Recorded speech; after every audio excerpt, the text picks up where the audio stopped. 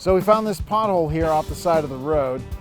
I just want to prove to all of you that this stuff not only works in water, but this is not even ideal. This does not have a very good base to it. It's got alligator skin already around it. I took out some loose rocks. I'm just gonna sweep, see if anything comes up in terms of chunks.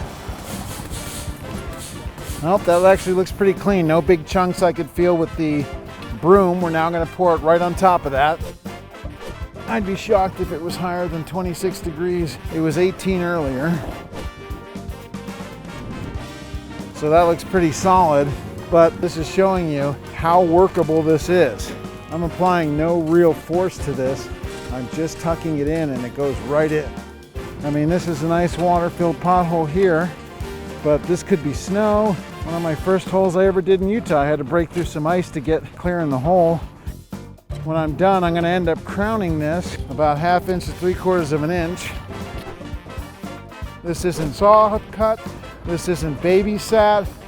There's other products that you can tack them, you can shape them.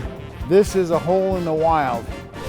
I'm just backing up on this and just shoving it further into the ground with some secondary compaction after I've tamped it down, just in order to get some good compaction so that all these pieces will cure to each other and create a nice single bond.